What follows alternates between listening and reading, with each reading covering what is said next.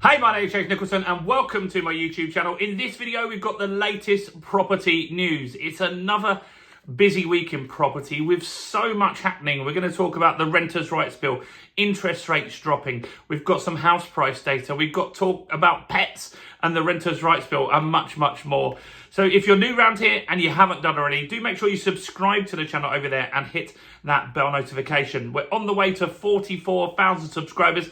We could possibly hit it this weekend if a lot of you subscribe. And by subscribing, you'll get all the latest property news, house price news, interest rate news, and property investment news, plus much, much more. And let's get some views on this video.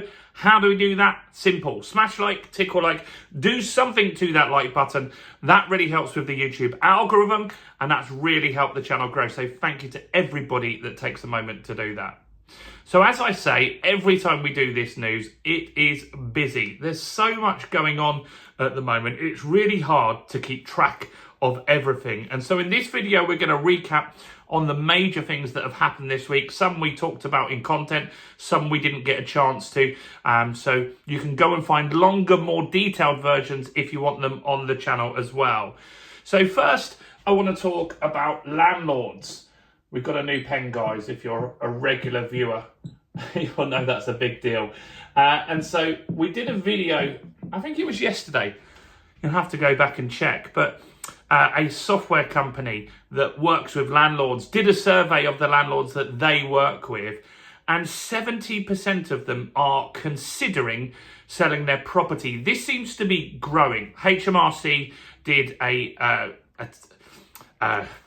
survey as well, can't even think of the word. HMRC did a similar survey and theirs was around 50%. And so this could be getting worse as we're getting closer to the Renters' Rights Bill, as more EPC stuff comes out as well. But around 70% of landlords are considering selling some of their properties. Now, that's not great because there's a few things that will happen here. Right now, the government is courting landlords. They're trying to move landlords out of the private rental sector and into the immigration sector because they're trying to get people out of hotels and cut that bill. But that would shrink the private rental market. But also if you've got 70% of them quitting, now I'm not saying 70% of them are going to leave at all, but even if 10% of landlords quit this year, that would be a disaster for the rental market. We had a lot of anti-landlord stuff in Scotland, and they had rent caps and various different things up there, which made a lot of landlords quit. And the ultimate result was that rents skyrocketed in Scotland. They went up by 25% in around 2 years. Plus, not only that, you have such a shortage of properties. If you want to rent somewhere, you could be going up against 200 applicants for one property. So we need to keep an eye on this. If you are a landlord and you're looking at leaving, or even if you're a landlord that's looking at staying, do comment below. I just want to get an idea on what levels of landlords are leaving or not. Me, I'm staying. I think it's an opportunity. I think, yes, there's lots of legislation that's difficult, but if you follow the rules, ultimately, I think rents are going to go up, interest rates are going to go down, and longer term, I think property is a good investment. So it works for me. Interest rates, let's talk about those. So a few lenders have cut rates this week. Notably, Barclays cut rates on a lot of their products as well, on residential products, on remortgage products, and on some buy-to-let products as well. So that's positive, and that's based off the fact that the Bank of England is talking like they're going to cut rates at the next meeting. They won't come out and say ahead of time, we're going to cut rates in August, but the labour market, the unemployment is rising, the jobs market is softening, and so they need to look at that as well. And so that is something that they are considering. And you've also got the Federal Reserve have said they're not ruling out now a cut in July. So positive on that front as well. So because of that, the rates that the banks get, they borrow from bigger banks, they get it on something called the SONIA swap. That's dropped because that's a prediction of where the Bank of England rate's going to end up, meaning banks are getting money cheaper and some of them are passing on Barclays is one. Go and check them out. I made a video on that. You can see all the rates there. So that's a good one. Pet insurance. Let's talk about that. And so I made a video on pet insurance this week. And sometimes when I make my content, I think, you know what? That video is going to get 20,000 views, 10,000 views. A big video for me on this channel. So normally we get 4, 5, 6,000 views on a video. A good video is 10. A great video is 20. Pet insurance, I thought, I'll make it because I think people need to know about it. But it was quite popular. And a lot of you wanted to know about the pet insurance rules.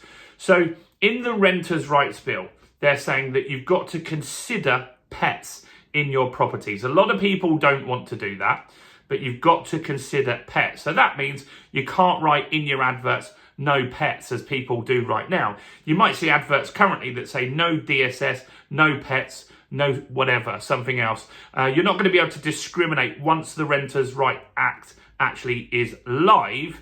And the government were saying that a compromise here would be that you could get the tenant to get pet insurance. Now they've U-turned on that and say you can't make them get pet insurance. And that really is frustrating for a lot of landlords. And there's all sorts of horror stories on the channel. If you want to see some, go and read the comments on the pet insurance thread, the video that I made, the comments below. There's loads of people saying in there that people have had spiders, snakes, scorpions, cats that have weed everywhere, dogs that have been barking, all sorts of issues. And so what the expectation is now is, while the landlord can't put out on the advert that they can discriminate against pets, when they get the applicants in, the applicant would have to disclose that they have a pet, and maybe they just skip over that. And the expectation is, by not allowing landlords to ask for pet insurance, that landlords will just discriminate now. And actually, this will be worse for people with pets. And there have been some pet owners also commenting on that video that agree with that and say it's really hard already to get a property, and they feel that this will be a silent discrimination against pet owners, and that's not good either. So that's something to keep an eye on as the Renters' Rights Bill goes through. What else happened with the Renters' Rights? Well, it's at report stage now, which means that it's in Parliament yet again this week. Is it going to get wrapped up and become law before their summer holiday? Obviously, they need a nice long holiday like their kids at school. But no, probably not. It's probably going to be later in the summer or early autumn that this becomes law now. But in the Renters' Rights, an amendment was approved. And that was the fact that landlords can give student accommodation tenants notice. And so it was going to be that you had to have this rolling 2 months on all tenancies, including student accommodation. But that doesn't work very well with student accommodation, because you need the tenant to move in on a certain date and leave on a certain date. And if they stay longer, you're going to struggle and have your whole property empty for a year. The argument with this was that, look, if, for example, a tenant stays longer, they stay till October, then the landlord wouldn't get that property rented out. That would then cease to become student accommodation, and that would go into the private rental market, making student accommodation hard to come by and ultimately penalising the students. You see, some of these things that they've got in the Renters' Rights, they are in there to help tenants and benefit tenants, but some of them are going to backfire. So this sounds like a good thing. It was a win for landlords that do student accommodation, and it's similar to the pet insurance one here. What else happened? House prices. So we've had some house price data. As we do, we get at the beginning of the month, Nationwide like to go first, and their data's not good. It was down 0.8% in just 1 month, which is crazy. 0.8% in a month. That's a big drop. It also corresponds with the fact that the ONS data was down in March and April. So there's 2 big bits of data there that are showing house prices going down. A lot of this is being blamed on the stamp duty holiday ending. Does it continue? We don't know. One thing that is interesting, and one last thing that I'll talk about before we finish, is the market is picking up a little bit as well. And so that's something to consider as well. So yeah, not great.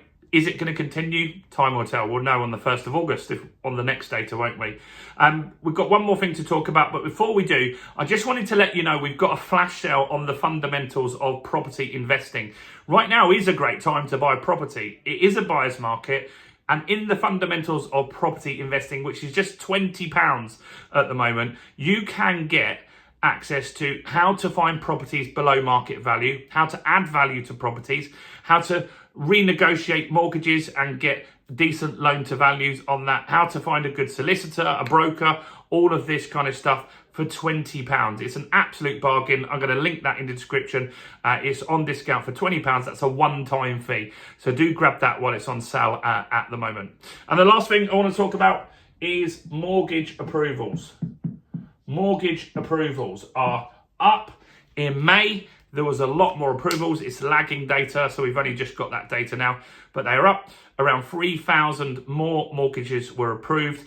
It's the busiest it's been since 2023 for mortgage approvals. That's more buyers into the market. That's good. And so there's lots of opportunities, lots of properties. It's still a buyer's market, in my opinion, but it's good that we have more people coming into the market. And that's due to the fact that house prices haven't risen for a while and interest rates have dipped a little bit as well. So that's all good stuff. Anything else that's happened this week that we've missed, do comment below and share it with everyone in the community. Do make sure you subscribe. Also, check out all the other content as well on the channel, including this video right here.